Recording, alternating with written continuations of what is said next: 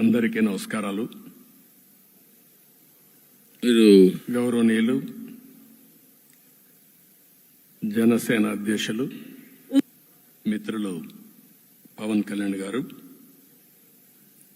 అదే సందర్భంలో బీజేపీ రాష్ట్ర పార్టీ అధ్యక్షురాలు పురంధేశ్వరి గారు, గౌరవనీయులు అచ్చెన్నాయుడు గారు, ఈ సమావేశానికి విచ్చేసినటువంటి నూతనంగా ఎంపికైనటువంటి ఎన్డీఏ ఎమ్మెల్యే అభ్యర్థులందరికీ పేరు పేరున మనస్ఫూర్తిగా నమస్కారాలు, అభినందనలు, శుభాభినందనలు.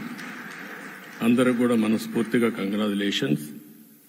అదే సమయంలో మీరందరూ కలిసి నన్ను శాసనసభ నాయకుడిగా, ఎన్డీఏ శాసనసభ నాయకుడిగా ఎన్నుకున్నందుకు మనస్ఫూర్తిగా అందరికీ నమస్కారాలు తెలియజేస్తున్నా, అభినందనలు తెలియజేస్తున్నా, ధన్యవాదాలు.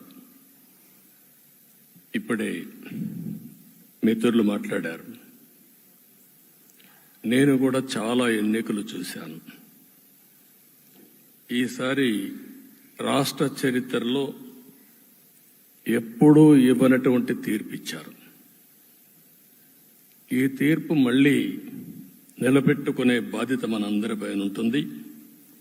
అయితే రాష్ట్రంలో ఉండే 5 కోట్ల ప్రజలందరికీ శిరస్సు వంచి పాదాభివందనం చేస్తున్నా. ఈ రాష్ట్రాన్ని కాపాడుకోవడానికి మీరు చూపించిన చొరవ కోసం అందరం కూడా ఒకటి క్యాంపెయిన్ చేశాం. ప్రజలు గెలవాలి, రాష్ట్రం నిలబడాలి. ప్రజలు గెలిచారు. రాష్ట్రాన్ని నిలబెట్టే బాధ్యత ఇక్కడుండే శాసనసభ్యులపైన, మనందరిపైన ఉంది. ఈ విషయం మనం గుర్తుపెట్టుకోవాల్సిన అవసరం ఉంది. ఒక అరాచక పాలన, ఒక విధ్వంసకర పాలన. మామూలుగా ఇది చూస్తే ఈ కూటమి ఏర్పాటు చేసినప్పుడు కూడా నేను ఎప్పుడూ మర్చిపోలేను. ఇప్పుడే పురంధేశ్వరి గారు చెప్పారు, పవన్ కళ్యాణ్ గారు చెప్పారు. 3 పార్టీలు కూడా ఒక అత్యున్నతమైన ఆశయాల కోసం పార్టీలు పెట్టినప్పటికీ ఈరోజు కలయిక కూడా మీరు చూస్తే, ఈ కలయికని చాలా ఎన్నికలు చూశాను కానీ నా చరిత్రలో ఎన్నికలైన తర్వాత కంప్లైంట్స్ ఉండేటివి. ఇక్కడ పలానోళ్ళు సరిగా పనిచేయలేదు, ఇక్కడ ఈ నాయకులు కోఆపరేట్ చేయలేదని. నేను చూసిన మొట్టమొదటి ఎన్నిక, ఈసారి ఎన్నికల్లో మాత్రం 100% 3 పార్టీల నాయకులు, కార్యకర్తలు సమిష్టిగా పనిచేశారు. దానికి కారణం మనం ఒకసారి అన్వేషిస్తే, ప్రజలు మనోభావాలకు అనుగుణంగా మన కార్యకర్తలు కూడా ప్రవర్తించే పరిస్థితికి వచ్చారు. రాష్ట్రంలో ఉండే ప్రతి ఒక్క కార్యకర్తని, 3 పార్టీల తరపున ఉండే ప్రతి ఒక్క కార్యకర్తని, నాయకుడిని మనస్ఫూర్తిగా అభినందిస్తున్నా, ధన్యవాదాలు తెలియజేస్తున్నా, కృతజ్ఞతలు తెలియజేస్తున్నా. మేము చాలా వేవ్స్ చూసాం. 94లో 1 సైడ్ ఎన్నికలు జరిగాయి. అప్పుడు కూడా ఇన్ని సీట్లు రాలా, ఇన్ని ఓట్లు రాలా.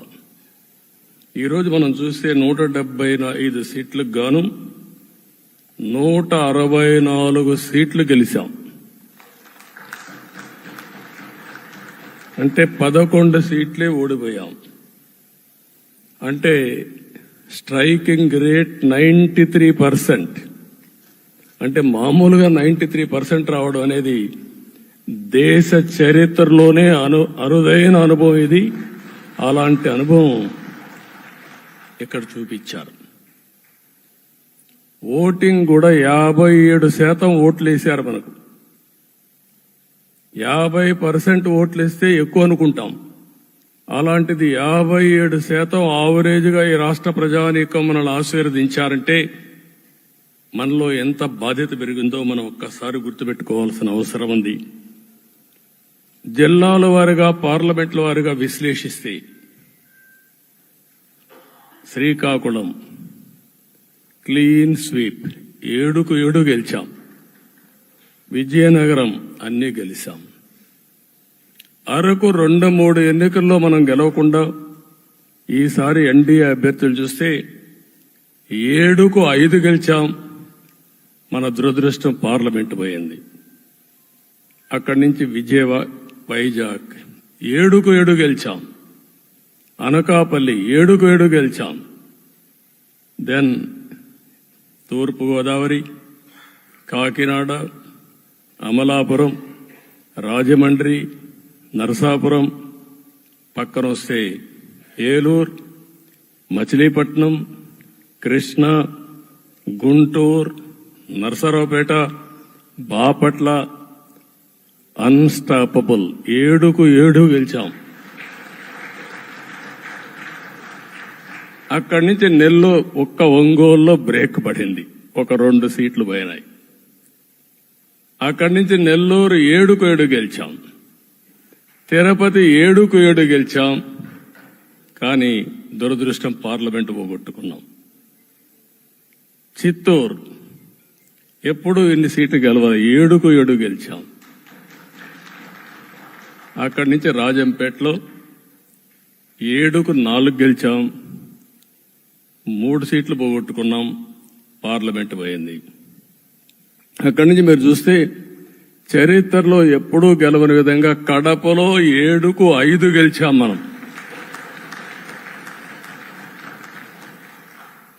ఆ తర్వాత అనంతపురకు వస్తే క్లీన్ స్వీప్ 7కు 7 గెలిచాం.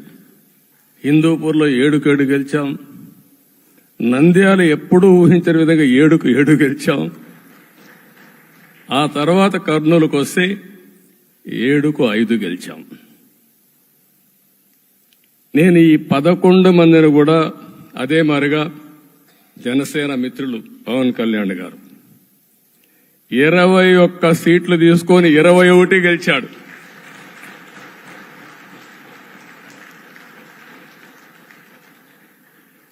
బీజేపీ 10 సీట్లు తీసుకుంటే 10 గెలిచారు, 8 గెలిచారు.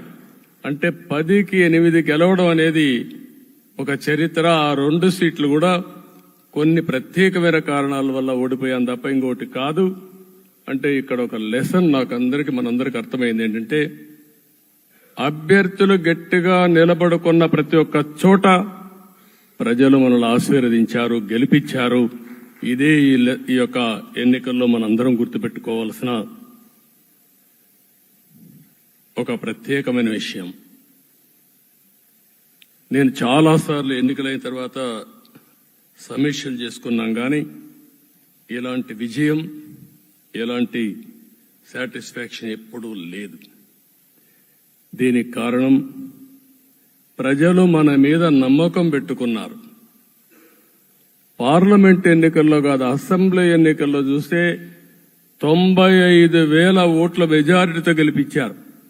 గాజువాక 95,000 ఓట్ల మెజార్టీతో గెలిపించారు. ఈ విషయాలు నేను పవన్ కళ్యాణ్ గారు ఢిల్లీకి వెళ్ళినప్పుడు, పురంధేశ్వరి గారు వచ్చినప్పుడు, ఈ రాష్ట్రంలో ఇచ్చిన మ్యాండేట్ వల్ల ఢిల్లీలో మమ్మల్ని అందరూ గౌరవించే పరిస్థితికి వచ్చారు. మీ గెలుపు వల్ల ఈరోజు ఆంధ్రప్రదేశ్ రాష్ట్ర ప్రతిష్ట పెరిగింది, గౌరవం పెరిగింది. మనకు కూడా గౌరవం పెంచుకునే పరిస్థితికి వచ్చాం. అయితే ఇక్కడ ఒక విషయం మనం గుర్తుపెట్టుకోవాల్సింది, ఎంపిక చేసినప్పుడు అన్ని విషయాలు మేము కూలంకుషంగా ఆలోచించాం. ఏ సీటు ఏ అభ్యర్థులు ఏ పార్టీ తీసుకుంటే గెలుస్తారో ఆలోచించాం. ఒకసారి అవి నేను చాలాసార్లు చూసినప్పుడు సీట్ల ఎంపికలో చాలా సమస్యలు వచ్చేటివి. మొట్టమొదటిసారిగా మొన్న ఎంపికల్లో కూడా చిన్న చిన్న సమస్యలు తప్ప ఎక్కడా పెద్ద సమస్యలు రాలేదు. అంటే మేమందరం కూడా ఒకటి ఆలోచించాం, గెలిపే ధ్యేయంగా పనిచేయాలి. కాబట్టి ఏ సీట్లో ఎవరు సీట్ ఇస్తే వాళ్ళు గెలుస్తారో ఆ సీట్లే ఇచ్చాం. అదే సమయంలో సీట్లు ఇచ్చిన తర్వాత ప్రతి ఒక్కరూ గౌరవించి గెలిపించే బాధ్యతకు వచ్చారు. ఇంకొక పక్కన ఈరోజు మిమ్మల్ని అందరినీ ఇప్పుడే పవన్ కళ్యాణ్ గారు చెప్పినట్టు వారి యొక్క సమయ స్ఫూర్తిని నేను ఎప్పుడూ మర్చిపోలేను.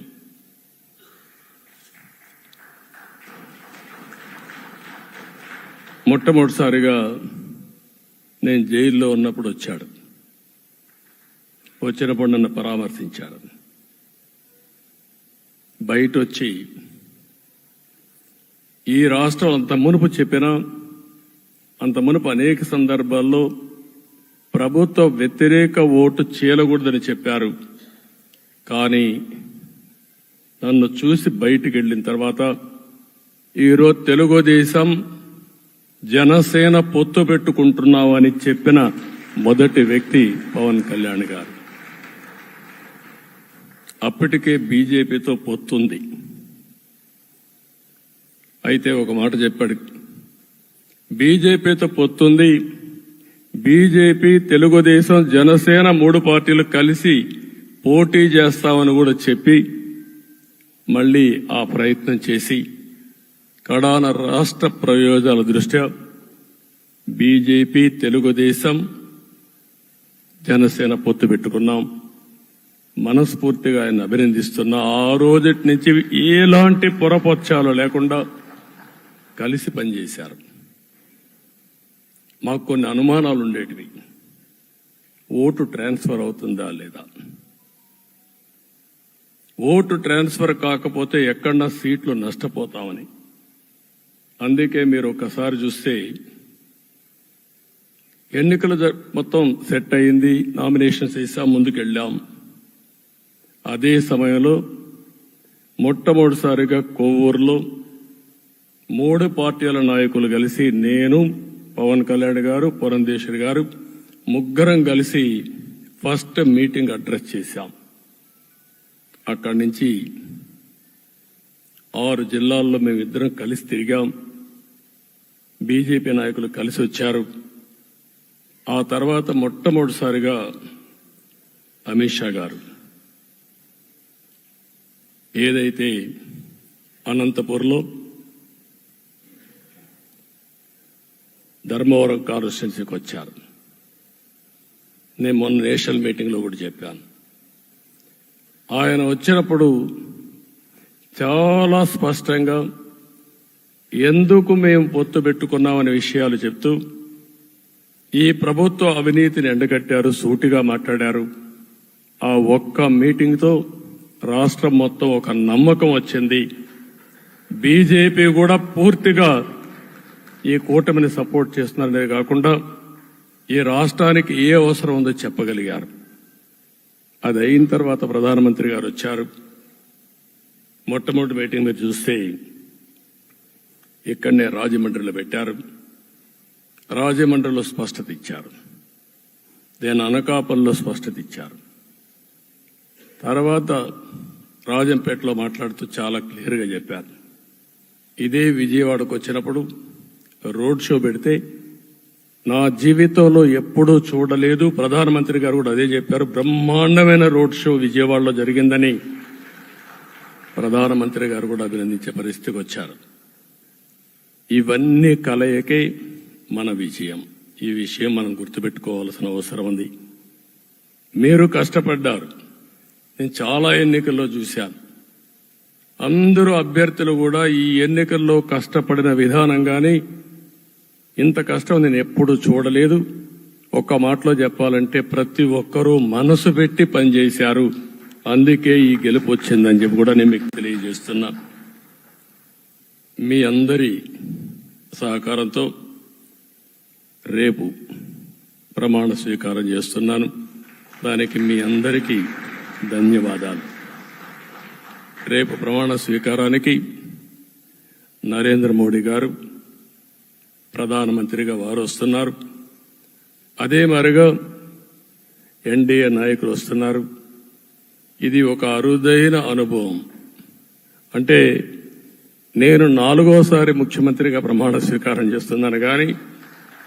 కానీ ఈసారి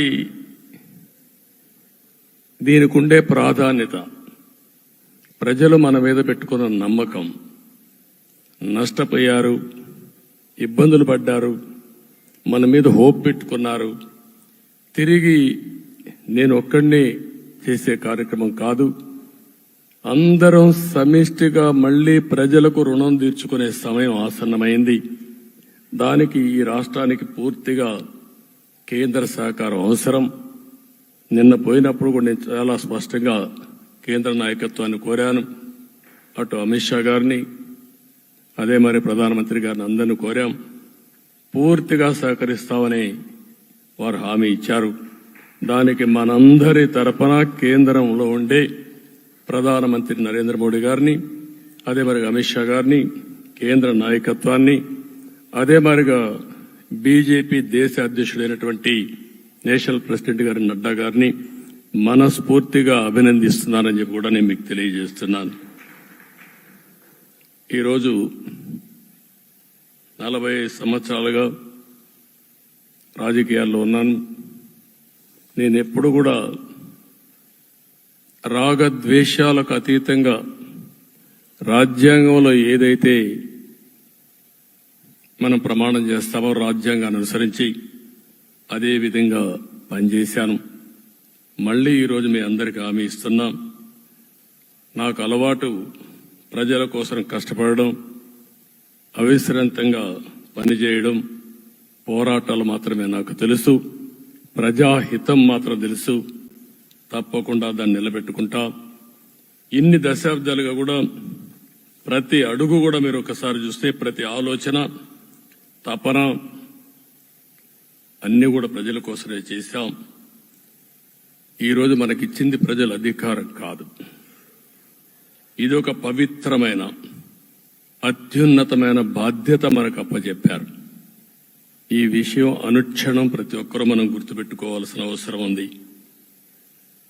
నేను 14 సంవత్సరాలు దగ్గర ముఖ్యమంత్రిగా ఉన్నాను.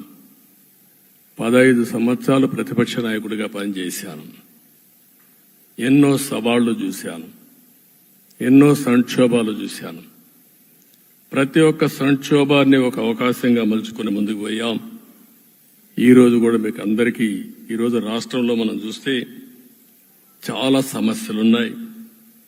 నా అనుభవాన్ని మొత్తం తీసుకుని పూర్తిగా మీ అందరి సహకారంతో, మిత్రులు పవన్ కళ్యాణ్ గారి సహకారంతో పేద ప్రజల జీవితాలను మార్చడానికి మనం నిత్యం ఆలోచిద్దాం. అది చేసి మన నిజాయితీని, మన కృతజ్ఞతని ప్రజలకు తెలియజేద్దాం. అందుకని ఇంకొక పక్క మీరు ఆలోచిస్తే రాష్ట్రం పూర్తిగా శిథిలమైపోయింది. దెబ్బతినని వర్గం అంటూ లేదు. అందుకనే ఓసారి ఆశ్చర్యం కూడా వేస్తుంది. ఈ రాష్ట్రం నుంచి కూలి పనుల కోసం వేరే రాష్ట్రాలకు వెళ్లిన వ్యక్తులు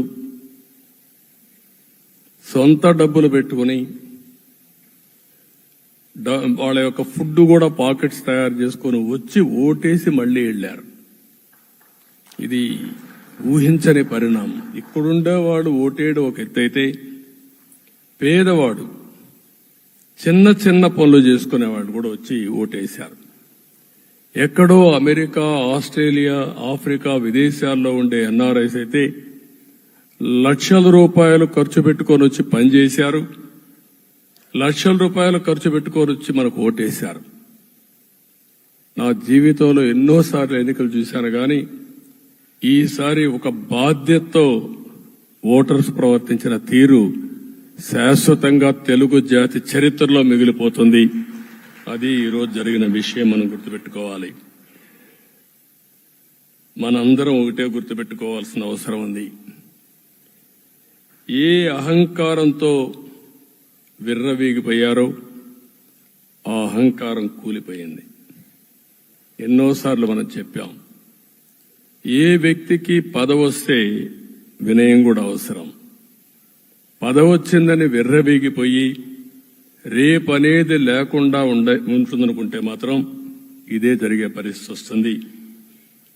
అయితే మీ అందరినీ నేను కోరేది ఒకటే, ఇవన్నీ ఒక కేస్ స్టడీగా మీరందరం స్టడీ చేసుకోవాల్సిన అవసరం ఉంది.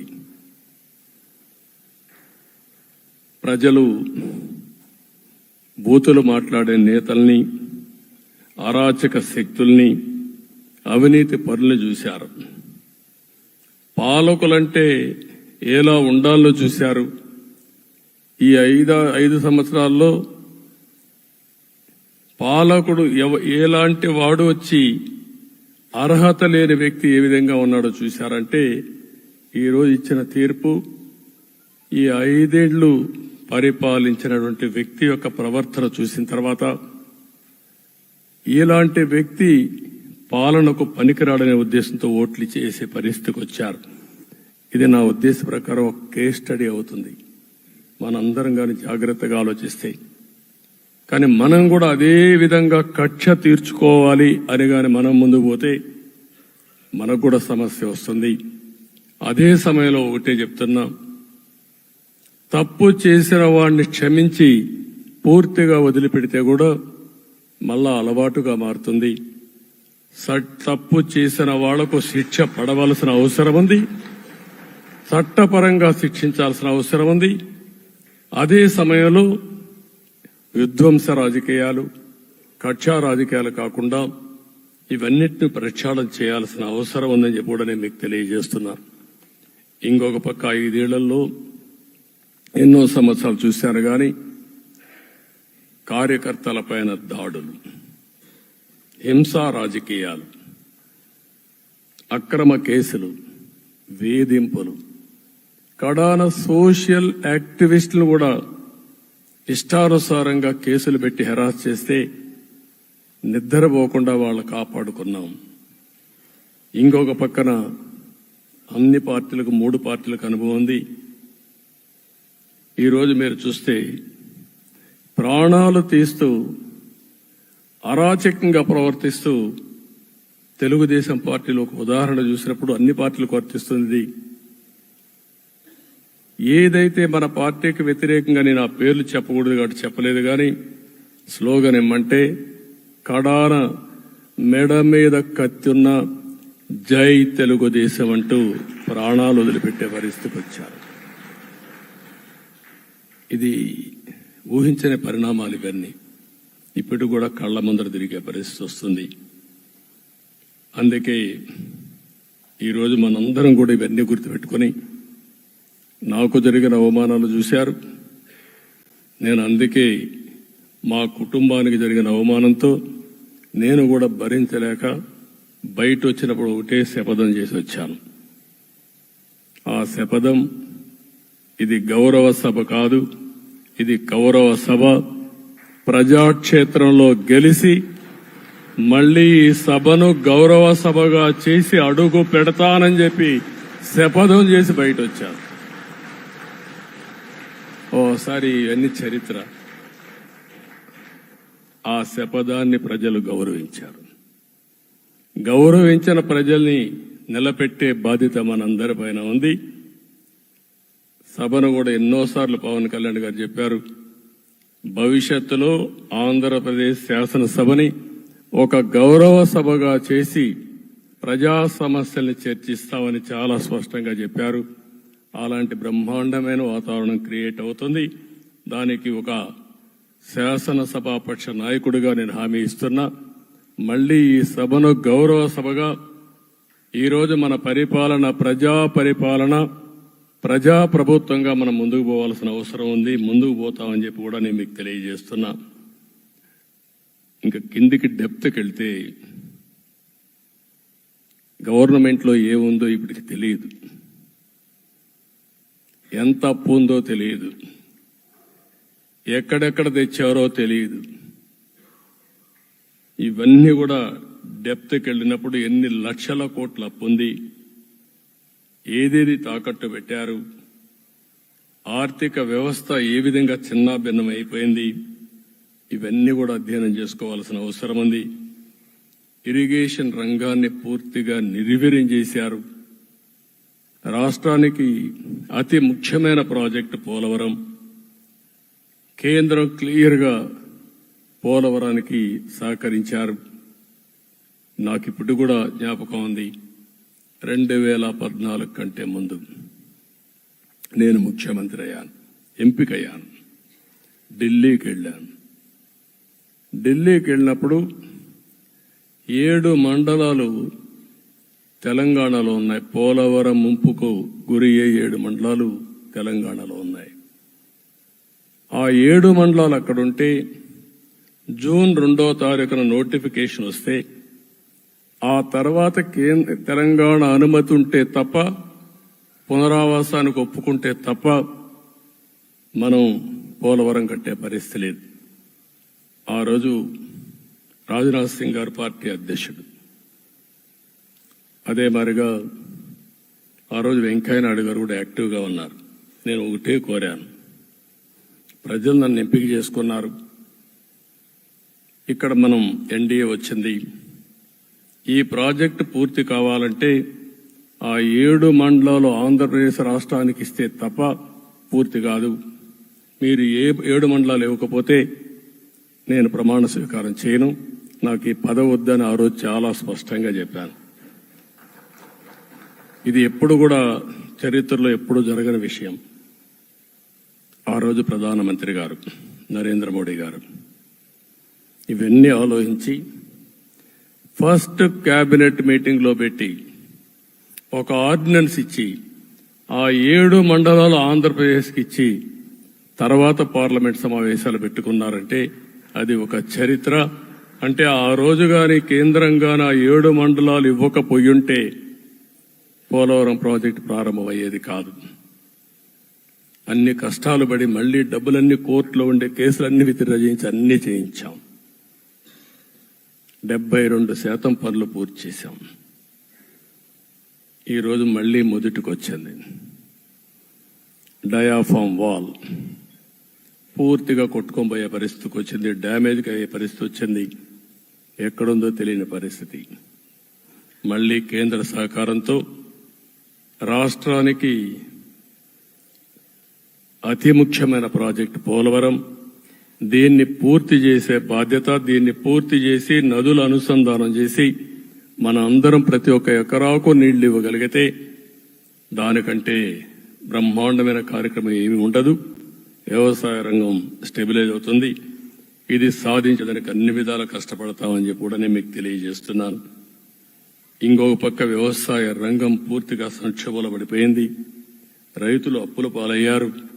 5 ఏళ్లలో 9 సార్లు కరెంటు ఛార్జీలు పెంచారు. ఈ విధంగా ఇవన్నీ కూడా ఇంకొక పక్క మీరు చూస్తే అమరావతి 10 సంవత్సరాల తర్వాత మన రాజధాని ఏదంటే చెప్పుకోలేని పరిస్థితి. ఇప్పటికి కూడా మనకు గుర్తొచ్చేది ప్రజావేదిక విధ్వంసం. అలాంటి దుర్మార్గమైన కార్యక్రమాలు జరిగాయి. ఇవన్నీ కూడా గుర్తు చేసుకుంటూనే కక్షపూరిత రాజకీయాలు కాకుండా కన్స్ట్రక్టివ్ పాలిటిక్స్ కి మనం ముందుకు పోవాల్సిన అవసరం ఉంది. అందుకే ఈరోజు నేను ఒకటే మీ అందరికీ హామీ ఇస్తున్న, మీ ద్వారా ప్రజలందరికీ, మనది ప్రజాప్రభుత్వం.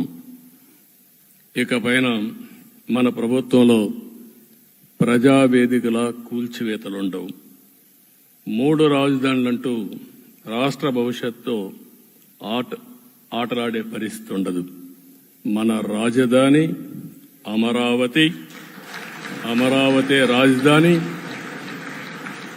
విశాఖపట్నం ఆర్థిక రాజధానిగా, ఒక ప్రత్యేకమైన సిటీగా, ఆధునికమైన నగరంగా తయారు చేసుకుందాం. దాన్ని ఎప్పుడు కూడా నేను కంబైన్డ్ ఆంధ్రప్రదేశ్ కూడా గుర్తుపెట్టుకున్నాను. విశాఖపట్నం అటు జనసేనకు, తెలుగుదేశానికి, బీజేపీకి ముగ్గురు కూడా చాలా ముఖ్యమైన నగరం ఇది. ఎందుకు నేను ఈ మాట అంటున్నానంటే, లాస్ట్ ఎలక్షన్లో 2014లో హరిబాబు అక్కడ ఎంపీగా గెలిచారు. తర్వాత విడిపోయిన తర్వాత 2014లో మళ్లీ మనం పోటీ చేసినప్పుడు చేశాం. 2019లో 4 అసెంబ్లీ సీట్లు గెలిపించిన ఏకైక నగరం విశాఖపట్నం తెలుగుదేశం పార్టీకి. అదే మాదిరిగా ప్రజల్లో గణనీయమైనటువంటి అభిమానం జనసేన అధినేత పవన్ కళ్యాణ్ గారి పైన ఉంది. ఈ 3 కలిపి నిన్న ఒక సునామీ మారిగా వచ్చింది. అక్కడ ఒక్కొక్క సీట్లో మీరు చూస్తే 90,000, 90,000, 70,000, 80,000 మెజారిటీ గెలిపించారంటే ఆనాటి ముఖ్యమంత్రి విశాఖపట్నాన్ని రాజధానిగా చేస్తాను, ఎన్నికలవుతానే అక్కడే ప్రమాణ స్వీకారం చేస్తానంటే నువ్వు రావద్దు అని ప్రజా తీర్పిచ్చిన రాజధాని నగరం విశాఖ నగరం. అంటే ఎలాంటి టెంప్టేషన్ కూడా లొంగలేదు వాళ్ళు. ఇది ఒక అనుభూతి. విశాఖపట్నాన్ని మర్చిపోయే సమస్య లేదు. తగిన గుర్తింపు ఇస్తాం, అభివృద్ధి చేస్తాం. ఇంకొక పక్క కర్నూలుని కూడా ఇదే మాదిరిగా చెప్పి కర్నూలుని జ్యుడిషియల్ క్యాపిటల్గా చేస్తామని కడాని ఏమీ చేయకుండా వదిలిపెట్టినటువంటి వ్యక్తి. ఈరోజు మీరు ఒక్కసారి గుర్తుపెట్టుకోవాల్సింది, నేను చాలా ఎన్నికలు చూశాను కానీ రాయలసీమలో వన్ సైడ్ ఎన్నికలు జరిగాయి. బ్రహ్మాండంగా ఓట్లేశారు. ఓట్లేయడమే కాదు, ఊహించినటువంటి మెజార్టీస్ ఇచ్చారు. ఇది నేను కొంచెం భయపడ్డాను బిగినింగ్ లో, కానీ ఊపు చూసిన తర్వాత మాత్రం అనిపించింది అందరూ ఎక్స్పెక్ట్ చేశారు రాయలసీమలో కొంచెం ఇబ్బంది ఉంటుందని. అలాంటి రాయలసీమ తిరుగుబాటు చేసే పరిస్థితికి వచ్చింది. దానికి కూడా మనందరి మీద బాధ్యత ఉంది. కర్నూలుని అన్ని విధాలా అభివృద్ధి చేసే బాధ్యత Telugu Desam party, Janasena, BJP, NDA కూటమి తీసుకుంటామని కూడా హామీ ఇస్తున్నాను. ఈ 3 సిటీలే కాకుండా మొత్తం అన్ని జిల్లాల్ని సమభావంతో ఆలోచించి మనం ముందుకెళ్దాం. ఇంకొక పక్క మనలో ఏ కోశాన కూడా అహంకారం ఉండకూడదు, అరాచకం అనేది ఎక్కడా కనిపించకూడదు. ఈ రాష్ట్రంలో అశాంతికి చోటు అనేది లేకుండా ముందుకు పోవాల్సిన అవసరం ఉంది. రాష్ట్ర ప్రజలందరికీ హామీ ఇస్తున్నా, సీఎం వస్తున్నాడంటే చెట్లు కొట్టేయడం, లేకపోతే రోడ్లు మూసేయడం, షాపులు బంద్ చేయడం, పరదాలు కట్టుకోవడం అవన్నీ ఉండవు. సీఎం కూడా ఒక మామూలు మనిషిగానే వస్తా, అందరితో కలిసి ఉంటాం. నేను సీఎంగా ఉన్నా మా మిత్రుడు పవన్ కళ్యాణ్ గారు ఏ హోదాలో ఉన్నది కూడా రేపు అనౌన్స్ చేసుకుంటాం. మేమందరం కూడా సామాన్యమైన వ్యక్తులుగానే వస్తాం మీ దగ్గరికి, మీలో ఒక వ్యక్తిగా ఉంటాం. మాకు హోదా సేవ కోసరం తప్ప పెత్తనం కోసరం కాదు. ఆ విషయం ప్రజలందరికీ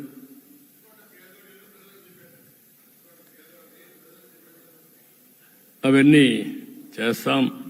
ఇంకొక పక్కన నిన్న మొన్న నేను వస్తానంటా ఉంటే వాళ్ళకు కూడా తెలుసు కాబట్టి ఎన్డీఏ అభ్యర్థిగా అంటే శాసనసభ నాయకుడికి ఎన్నుకుంటారనే ఉద్దేశంతో, ముఖ్యమంత్రి అవుతాను ఉద్దేశంతో రోడ్లన్నీ కూడా నిలిపేస్తాను. నేను ఒకటే చెప్పాను, మేము వచ్చినప్పుడు ఒక్క నిమిషం ఒక సిగ్నల్కి ఇంకొక సిగ్నల్కి కొద్దిగా గ్యాప్ పెట్టుకోండి, అవసరమైతే ఒక 5 నిమిషాలు లేట్ అయినా మాకు పర్వాలేదు, కానీ ప్రజలు ఎవ్వరికీ ఇన్కన్వీనియన్స్ కలగకూడదని చాలా స్పష్టంగా ఆదేశాలు ఇచ్చాం. కాబట్టి అవన్నీ మనం చేద్దాం. ఇంకొక పక్కన దాడులు చేసి బాధితులపైనే కేసులు పెట్టే పరిస్థితి ఉండదు ఈ రోజు నుంచి. అది కూడా మనం చూశాం. ఏ ఒక్కరి ఆత్మగౌరవానికి భంగం కలగదు. ఒక పాజిటివ్ గవర్నెన్స్ అన్ని చోట్ల కనపడుస్తుంది. ప్రజాహితం కోసమే పనిచేస్తాం. ప్రతి నిర్ణయం, ప్రతి అడుగు ప్రజల కోసమే ఉంటుంది. స్టేట్ ఫస్ట్ అనే నినాదంతో ముందుకు పోతాం. ఈరోజు మేము ముగ్గురం కూడా ఢిల్లీలో వెళ్ళినప్పుడు కూడా మా ఆలోచన ఈ రాష్ట్రం ముందుండాలనే ఉద్దేశంతోనే ముందుకు పోయాం. అదే సమయంలో ఈరోజు మన రాష్ట్రానికి కూడా సముచితమైన గౌరవం. 3 మంత్రులు కేంద్రంలో మన వాళ్ళు ఉండే పరిస్థితికి వచ్చారు. ఒక పక్కన రామ్మోహన్ నాయుడు శ్రీకాకుళం ఎంపీ, ఆయన కేంద్రంలో మంత్రి పదవి, కేబినెట్ పదవి వచ్చింది. ఇంకొక పక్కన పెంబసాని చంద్రశేఖర్కి స్టేట్ మినిస్టర్గా ఎంఓఎస్ కింద ఇచ్చారు. మూడోది కూడా ఒక సామాన్యమైన కార్యకర్త Srinivasa Varma, Narasapur MP, BJP MP, ఈరోజు కేంద్రంలో మంత్రి స్థానం వచ్చింది. ఓసారి బీజేపీలో కూడా ఇది ఒక ప్రత్యేకత. ఆయన ఎంపీ ఇచ్చినప్పుడు నాకే ఆశ్చర్యం వేసింది. ఒక మామూలు వ్యక్తి ఎంపీ ఇచ్చారు. అప్పుడు ఆలోచించినప్పుడు నేను ఫస్ట్ మీటింగ్ పోతే వచ్చాడు. వచ్చినప్పుడు నేను ఎంక్వైరీ చేస్తే ఆయన స్ట్రాంగ్గా పార్టీ కోసం పనిచేశాడు. ఒక పార్టీ కార్యకర్తను గుర్తించిన పార్టీ భారతీయ జనతా పార్టీ. అది కూడా తెలుగుదేశంలో కూడా చేస్తున్నాం, జనసేనలో కూడా చేస్తున్నాం. వారి యొక్క ప్రత్యేకత. ఈరోజు నిన్న కూడా మనం అందరం చూస్తే మోదీ గారు మొన్నే మీటింగ్ అయినప్పుడు చూశాం, ఆయన స్పీచ్ను కూడా చూశాం. నేను కూడా చాలా స్పష్టంగా చెప్పాను, 10 సంవత్సరాల మోడీ గారి పరిపాలన దేశ ప్రతిష్ట పెంచింది. ప్రపంచంలోనే భారతీయులకు గుర్తింపు వచ్చింది. 11వ స్థానంలో ఉన్న ఆర్థిక వ్యవస్థ ఈరోజు 5వ స్థానానికి తీసుకొచ్చారు. ఇంకొక పక్కన ఎన్డీఏ 3.0 ఈ పరిపాలన 5 ఏళ్లలో 5వ స్థానం నుంచి 3వ ఆర్థిక అతిపెద్ద దేశంగా భారతదేశం ఎమర్జ్ కాబోతుంది. ఇది మన దేశానికి గర్వకారణం. ఇంకొక పక్కన ఆయన కళ వికసిత్ భారత్ 2047, మనందరి కళ వికసిత్ ఆంధ్రప్రదేశ్. ఇది మనందరం ఒక కళగా పెట్టుకొని ముందుకు పోవాల్సిన అవసరం ఉంది.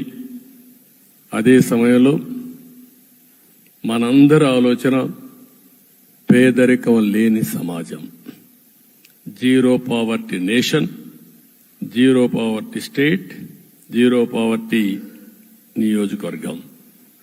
ఇది ఎన్టీ రామారావు గారి కళ. ఆయన చాలాసార్లు నేను మొన్న కూడా చెప్పాను, ఒకప్పుడు కమ్యూనిజం, క్యాపిటలిజం, సోషలిజం ఇది ఆర్థిక సంస్కరణ రాని ముందు ప్రతి ఒక్కరిని అడిగే విధానం. ఎవరిని అడిగినా మీరు ఏ సైడ్ ఉంటారని అడిగేవాళ్ళు. అలాంటి సమయంలో ఎన్టీ రామారావు గారిని మీరు ఏ ఇజాన్ని నమ్ముతారో చెప్పమంటే, నాకు ఈ ఇజాల గురించి తెలియదు, నాకు తెలిసింది ఒకే ఒక ఇజం, అది హ్యూమనిజం అని చెప్పిన ఏకైక నాయకుడు భారతదేశంలో ఎన్టీ రామారావు గారు.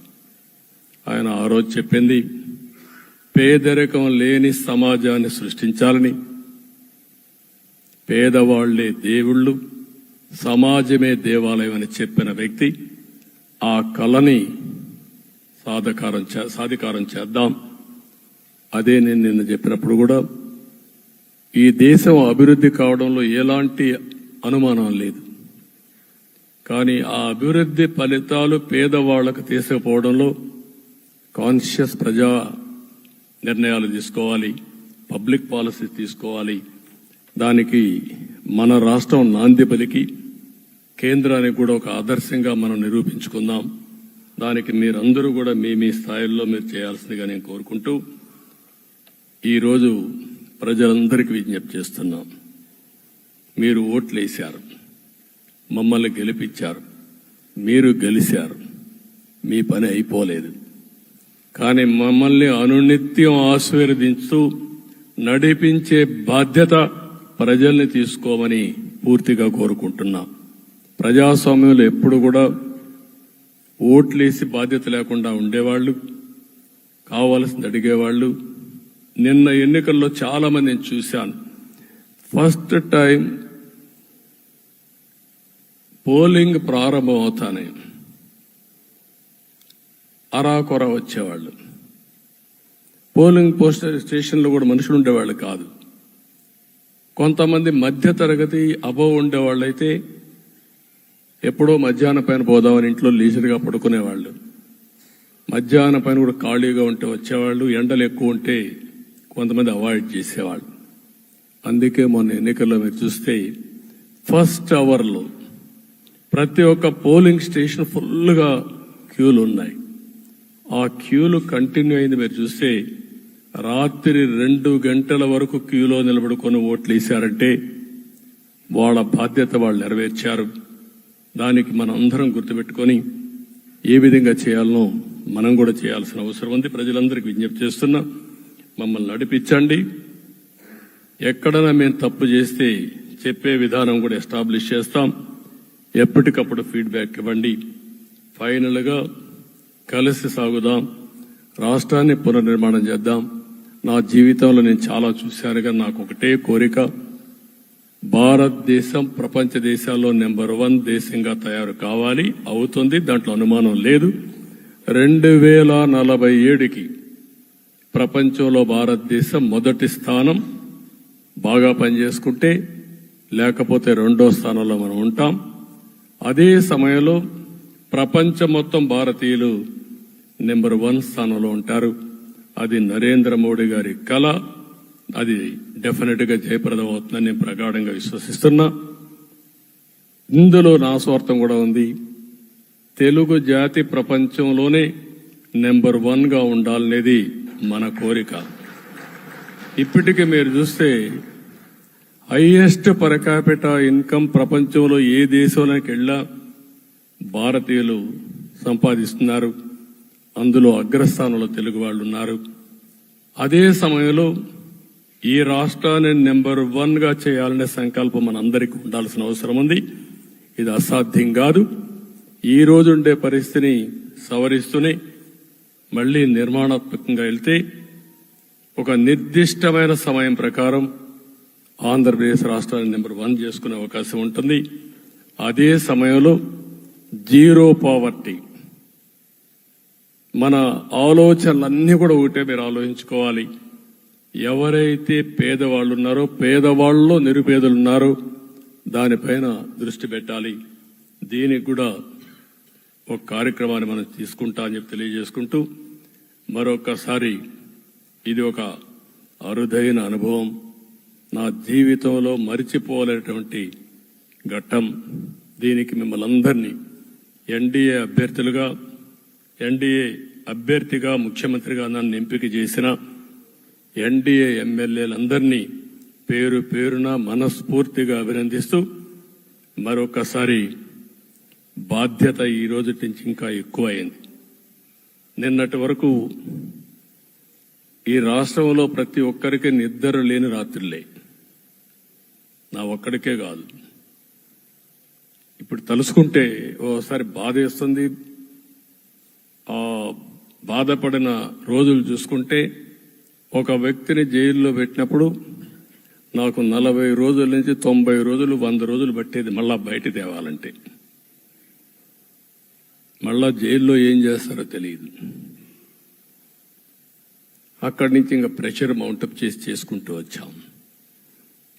ఆ త్యాగం చేసిన రోజులను ఒకసారి గుర్తుపెట్టుకుంటూ, సఫర్ అయిన ప్రతి ఒక్కరిని, పార్టీ కార్యకర్తలనే కాకుండా ప్రజలను కూడా గుర్తుపెట్టుకొని, సోషల్ యాక్టివిస్టులు గుర్తుపెట్టుకొని ఈ రాష్ట్ర పునర్నిర్మాణం కోసం ముందుకు పోదామని తెలియజేసుకుంటూ, మరొకసారి మీ అందరికీ మనస్ఫూర్తిగా అభినందనలు తెలియజేసుకుంటూ, నన్ను పూర్తిగా బలపరిచినటువంటి మిత్రుడు పవన్ కళ్యాణ్ గారికి, అదే మాదిరిగా బీజేపీ నాయకత్వానికి, పురంధేశ్వర్ గారు ఇక్కడ నేను చూశాను. మేమిద్దరం, వారు ఎంపీ అభ్యర్థిగా ఉన్నప్పటికీ ఎప్పుడో కంప్లైంట్ చేసినా, లేకుంటే కోఆర్డినేషన్ ప్రాబ్లం వచ్చినా ఇమీడియట్ గా స్పందించి వారు కూడా కోఆర్డినేట్ చేశారు. అందరూ కూడా ఎక్కడ పొరపచ్చాలు లేకుండా మనస్ఫూర్తిగా చేశాం కాబట్టి ఈ గెలుపు సాధ్యమైంది. ఈ గెలుపుకు సహకరించిన ప్రతి ఒక్క నాయకుడికి, ప్రతి ఒక్క పార్టీకి, ప్రతి ఒక్క కార్యకర్తకి, ప్రజలందరికీ కూడా పేరు పేరున మనస్ఫూర్తిగా నమస్కారాలు తెలియజేసుకుంటూ మీ అందరి దగ్గర సెలవు తీసుకుంటున్నాను. జై హింద్, జై హింద్.